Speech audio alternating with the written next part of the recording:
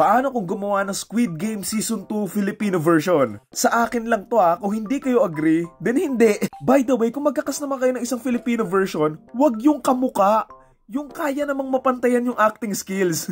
Unahin muna natin yung mga players tapos ibang characters naman. Una, si Gihun. Dati si Baron Geisler yung pinili ko and goods pa din ako sa kanya. I think Baron could easily play Gihun na maraming pinagdadaanan at the same time, goods din siya for action. Next, si Yunju or player 120, I'll choose Paulo Ballesteros or Raymond Gutierrez. Pinili ko yung someone na nasa same community and also yung kayang mag-play ng isang soldier. Next, si Youngmi or si player 95, siguro si Francine Diaz kasi bagay sa kanya yung mga ganitong roles Yung sa magnanay naman, ang pipiliin ko doon sa anak na lalaki, si Nico Manalo, tapos yung nanay niya, si Malu de Guzman. Doon sa may nanay, mas gusto ko pa sanang mas lola pa kaso wala na ako masyadong maisip na artista sa Pilipinas na lola and at the same time, physically fit to play the character. Next, kay Jungbei, ang naiisip ko sa kanya si Eric Fructoso kasi medyo vibe sila ni Baron Kahit may age gap sila, may isip mo pa rin na para lang silang magtropa And sasabihin nyo, ay may age gap. Yung actors din naman ni Gihun tsaka ni Jungbei may age gap din sila Nagulat pa nga ako nung nare-research ko yung mga edad nila. Halos lahat pala sila lagpas 30s na. Hindi halata.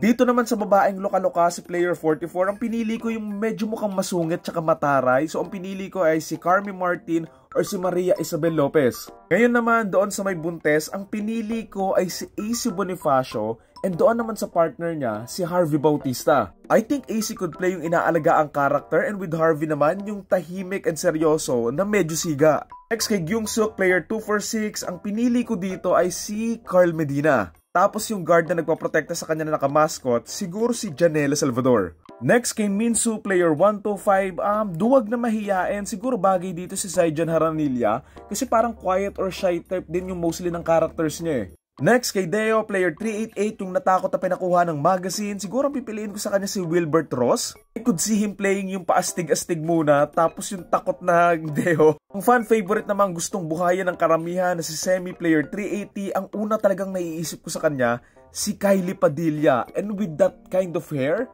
I think it would work. O si player 100, yung nakakainis na parang businessman, ang naiisip ko sa kanya, Tito Soto. Next, kay player 196 naman, siguro ang naisip ko sa kanya si Maris Racal.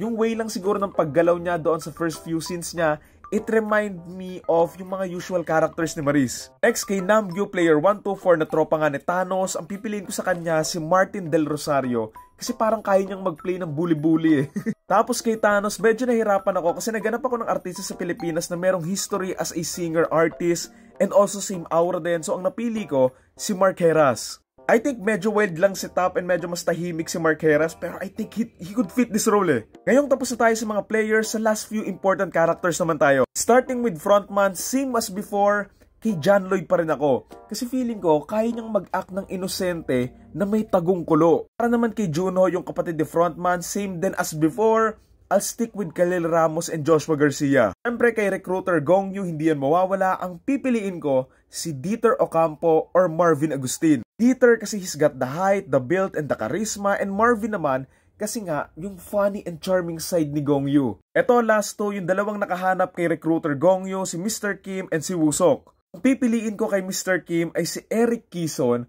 while kay Wusok, si Epi Kison. Na lang, I think yung nakaupo sila na scene, tapos nategi nga si Mr. Kim, nai-imagine ko yung acting skills ni Epi doon Like yung takot, for sure na sure ako na kaya niyang i-pull off yun. So ayun lang naman, dagdag ko lang to, natatawa ako doon sa sinabi ni Paulol, nakahawig daw nito ni Wusok, si Joshua Garcia, and I can't unsee it na. So ayun yung Squid Game Season 2 Filipino version ko, kayo ba?